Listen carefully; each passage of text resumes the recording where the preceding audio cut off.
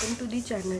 सो student, आज के इस वीडियो में हम डिस्कस करने वाले हैं हमारे पॉलिटिकल साइंस के पेपर के बारे में, जो कि 29 मार्च को आपका होने वाला है, यानी कि कल आपका वो पेपर है।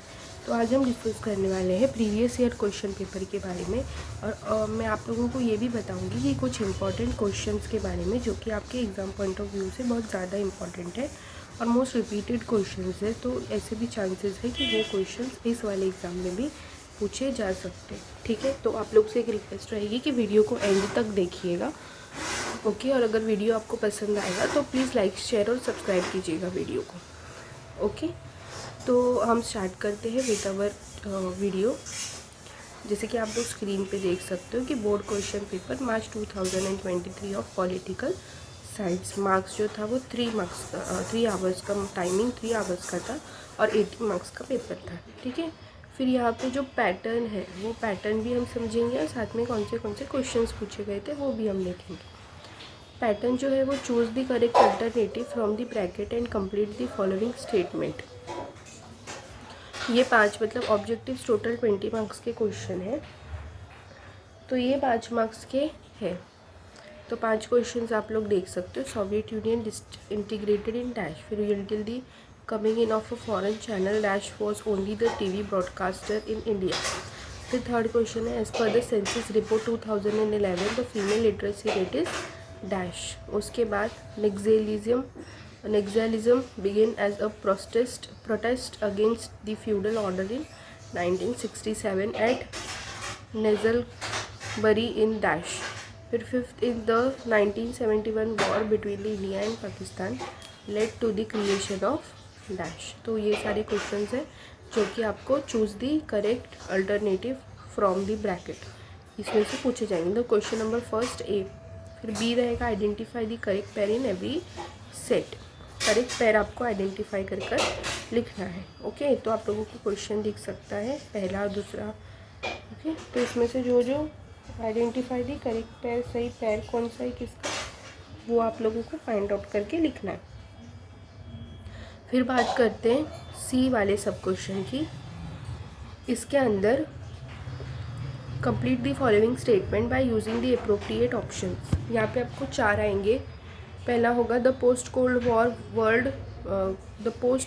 War world over was dominated by the United States because dash. फिर in economic sphere socialist system of economy was given by most of the countries. ठीक है, तो ये ऑप्शंस दिए गए, ओके। जैसे कि पहला है, फिर उसका देखो ए बी सी ऑप्शन है, फिर आपको उसमें से सिलेक्ट करना है। फिर सेकंड है उसका ए बी सी ऑप्शन है, थर्ड है उसका ए बी सी ऑप्शन है, फोर्थ है उसका ए बी सी ऑप्शन है। फिर हम नेक्स्ट जो हमारा सब क्वेश्चन है D. State the appropriate concept for the given statements. ये भी 4 मार्क्स के लिए आप लोगों को 4 क्वेश्चन एग्जाम में पूछे जाने वाले, ओके। तो 4 क्वेश्चन आप लोग देख सकते हो स्क्रीन पे। पहला है, when a state influences other states without the use of military force। फिर a company that is operating in several countries। फिर introducing of high yielding variety of seeds and irrigation methods। उसके बाद the state in which all the segments of the society are involved in the making of the policy। फिर E जो है find the odd word in the given set and write। ठीक है, odd man out आएगा E 4 marks के लिए। पहला है ब्रिक्स मेंबर्स, फिर है इंडिया, फिर रशिया, फिर चाइना, फिर अमेरिका। ठीक है, उसके बाद पेटेंट, ट्रेडमार्क, कॉपीराइट, एजुकेशन, फिर लिंग्विज्म, रीजनलिज्म, नेशनलिज्म और कम्युनलिज्म। ठीक है, उसके बाद बात करते हैं question number 3, that is state whether the following statement and true और फॉल्स विथ रीजंस। यहाँ पे आप लोगों को विथ रीजंस बताना है। 10 मार्क्स के हैं, 5 लिखना है, 2 मार्क्स का, ओके। पहला है the national commission for the women was created to protect the rights of the women. Second है Lokayukta can investigate complaints against political executives. फिर है the decade of 1980s is seen as the golden age of humanitarian intervention. फिर democracy is required to establish national integration and social transformation. फिर है traditional administration was efficient. फिर है national integration council was efficient. फिर planning commission was created to promote agriculture in India. ठीक है, तो ये थे आपके क्वेश्चन नंबर 3। इसमें से आपको जो भी ट्रू एंड फॉल्स आपको 5 आते होंगे वो आप सिलेक्ट करके लिख सकते हो। फिर हम बात करते हैं क्वेश्चन नंबर 4 की। क्वेश्चन नंबर 4 जो है वो explain the correlation between the following. Any 3 लिखना है आप लोगों को 9 मार्क्स के लिए। पहला इंडियन बांग्लादेश, फिर लोकपाल, फिर Indian society, human rights, national unity. Okay, ये क्वेश्चन नंबर 4 है। इसमें से कोई भी 3 आप लोगों को लिखना है। टोटल 5 क्वेश्चन है। क्वेश्चन नंबर 5 की बात करते हैं। Explain your opinion in 25 to 30 words on the following. यानी 3। Okay, 12 marks. E governance speeds up governmental process. उसके बाद peace and stability are needed for the nation's progress. फिर है environmental degradation will create a lot of problems। फिर liberal democracy is essential। फिर due to globalization consumers get qualitative goods and service। फिर question number 6 answer the following questions in 80 to 100 words। Any 2। What is the left wing extremism. Second है explain the fundamental principles of Indian foreign policy. Third, explain various measures for empowerment of women। और fourth है discuss some of the specific programs that aim to bring good governance in India। तो ये है आप लोगों के 4 questions, जिसमें कि आप लोगों को कोई भी 2 अटेम्प्ट करते हुए करके लिखना है। जो भी परफेक्टली आपको 2 आते होंगे स्टूडेंट्स, वो आप लोगों को इसमें सिलेक्ट करके लिखना है। ठीक है, फिर उसके बाद है क्वेश्चन नंबर 7।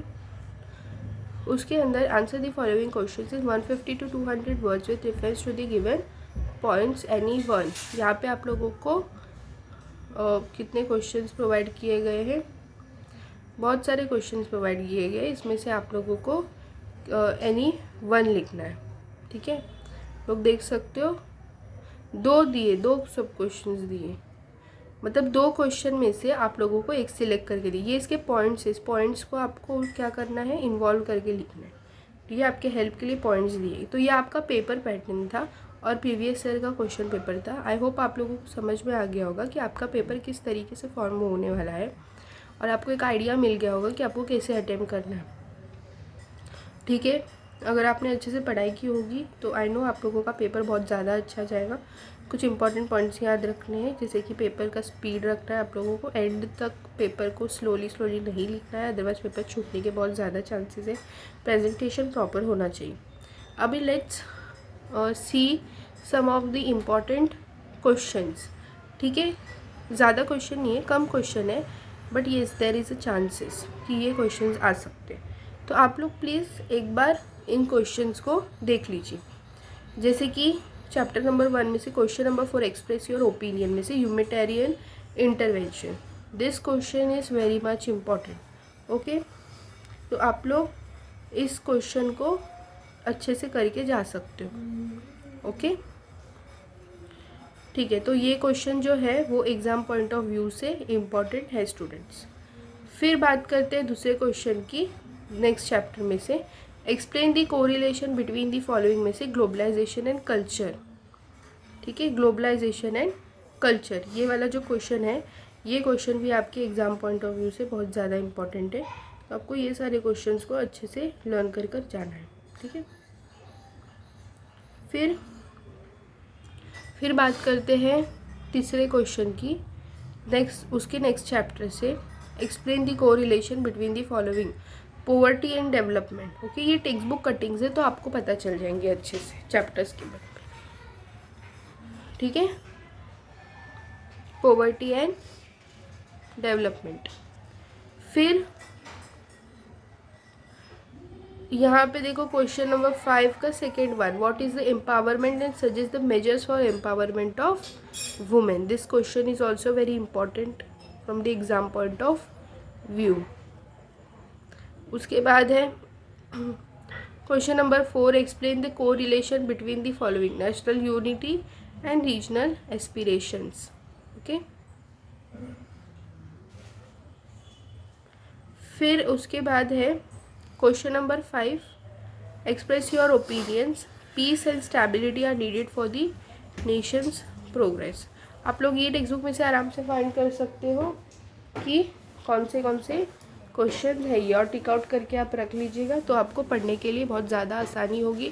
जैसे कि अभी ज़्यादा टाइम नहीं है, तो आप लोगों को ये सारी चीज़ें प्रॉपरली करनी है इन लेस टाइम। ओके, फिर answer the following, explain the terms of power with examples. This is also a very important question from the exam point of view.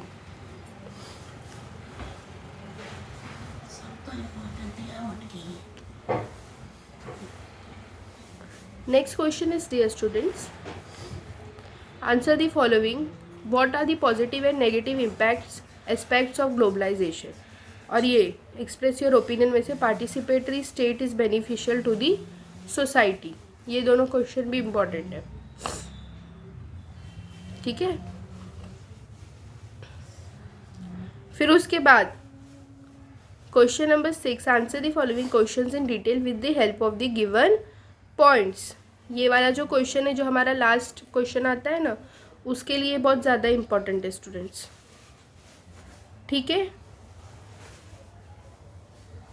फिर ये वाला भी question number 6, answer the following questions in detail with the help of given points. Explain in detail the following values of good governance, participation, transparency, responsiveness, accountability, ठीक है। Okay, फिर ये वाला भी देखो question number 5, answer the following questions in detail with the help of the given points.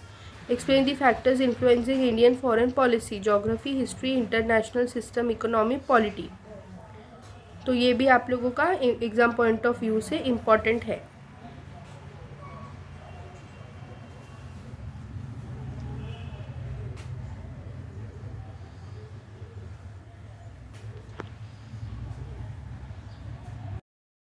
ये सारे आपके इम्पॉर्टेंट क्वेश्चंस थे स्टूडेंट्स। आई होप आप लोगों को सारे क्वेश्चन समझ में आ गए होंगे कि कौन से क्वेश्चंस आपके इम्पॉर्टेंट हैं, ठीक है। अगर आप लोग इतना भी करके जाओगे तो आपके लिए मार्क्स स्कोर करना बहुत ज़्यादा इजी हो जाएगा, ठीक है। सिर्फ जो इम्पॉर्टेंट चीज़ें मैंने आप लोगों को बताई वो आप लोगों को याद रखनी है, स्ट्रेस नहीं लेना है, एग्ज़ाम सेंटर में जाकर रिलैक्स रहकर पेपर लिखना है, ओके। तो आई होप आप लोगों को वीडियो समझ में आया होगा। अगर आप लोगों को कोई भी डाउट्स होंगे तो आप मुझे कमेंट सेक्शन में कमेंट करके पूछ सकते हो, ठीक है। अगर आप लोगों को वीडियो पसंद आया होगा तो please like, share and subscribe the channel. Thank you so much. All the very best to you all.